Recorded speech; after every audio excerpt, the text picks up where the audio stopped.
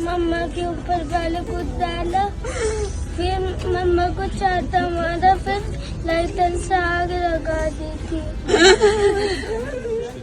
नमस्कार, न्यूज़ 24 देख रहे हैं आप और मैं हूं आपके साथ मुस्कान शास्त्री। इस बच्चे ने अपनी ही मां को अपने आंखों के सामने जलते हुए देखा और ये वो बात खुद बता रहा है। जरा सोचिए इस 6 साल के मासूम बच्चे के ऊपर इस घटना का क्या असर होगा। निक्की की मौत के बाद सहमे हुए बेटे ने कहा कि उन्होंने पहले मम्मी पर कुछ डाला, फिर उन्हें थप्पड़ मारे और फिर लाइटर से आग लगा दी। जो उसके बिना एक पल भी नहीं रहता, उसने ये सारी चीजें आंखों से देखी थी।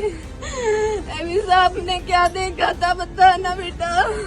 मम्मा के ऊपर पहले कुछ डाला, फिर मम्मा को चाटा मारा, फिर लाइटर से आग लगा दी थी। दरअसल ये पूरा मामला ग्रेटर नोएडा का है, जहां पति और ससुराल वालों ने मिलकर निक्की की जान ले ली, उसे जिंदा जला दिया। बता दें आपको, पत्नी निक्की को जिंदा जलाने के आरोपी विपिन भाटी की नोएडा पुलिस से मुठभेड़ हो गई है। ये मुठभेड़ सिरसा चौराहे के पास हुई, जब विपिन पुलिस हिरासत से फरार होने की कोशिश कर रहा था।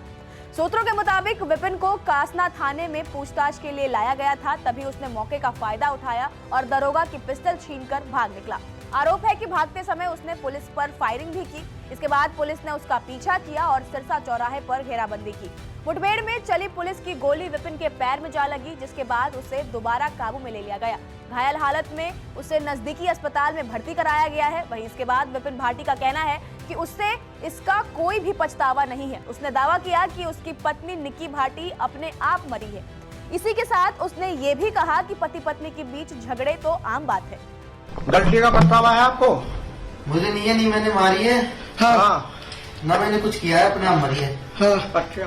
और आप पहले भी मारपीट करते थे उससे? मियाँ बीवी में हर जगह लड़ाई होती रहती है, ये कोई आम बात नहीं है। अच्छा। और वो अपने आप लगाई? बस मुझे और कुछ नहीं पता ना। ग्रेटर नोएडा पुलिस के एसडीपी सुधीर कुमार ने जानकारी दी है कि विपिन को पत्नी की हत्या में इस्तेमाल की गई बोतल की बरामदी के लिए लाया गया था, तभी उसने फरार होने की कोशिश की। पुलिस ने मौके से थीनर भी बरामद किया है, जिससे निक्की को जिंदा जलाया गया था। वहीं इस पर निक्की की बहन कंचन ने बताया कि उनकी और निक्की दोनों की शादी एक ही परिवार में हुई थी। कंचन की शादी रोहित से और निक्की की शादी विपिन से हुई थी। परिजनों का कहना है कि दोनों बहनों को शादी के बाद से ही ससुराल में लगातार प्रताड़ित किया जा रहा था। कई बार पंचायत के जरिए समझौते की कोशिश की गई, लेकिन ससुराल वाले नहीं माने।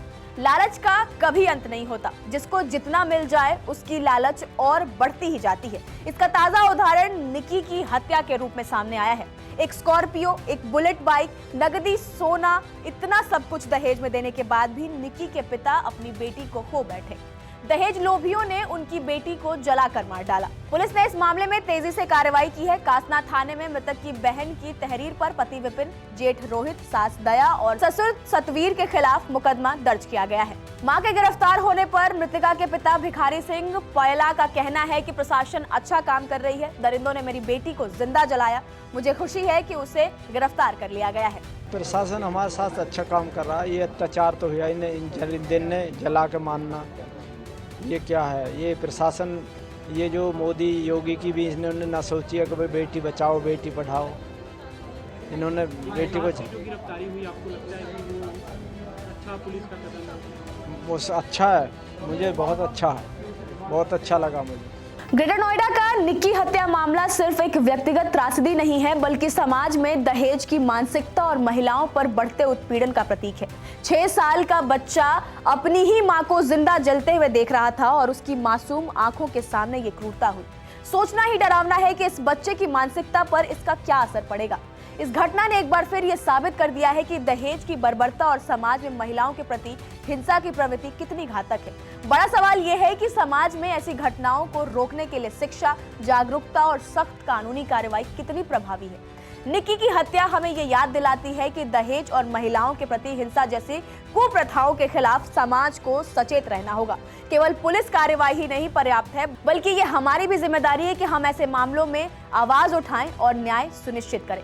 फिलहाल आप इस पर क्या कुछ कहेंगे, हमें कमेंट्स कर जरूर बताएं। नमस्कार, मैं हूं मानक गुप्ता। अगर आपको हमारा ये वीडियो पसंद आया हो तो इसे लाइक और शेयर जरूर करें और हाँ, हमें सब्सक्राइब और फॉलो करना ना भूलें ताकि आप देश और दुनिया की कोई खबर मिस ना करें। तो जुड़े रहिए हमारे साथ और देखते रहिए न्यूज 24।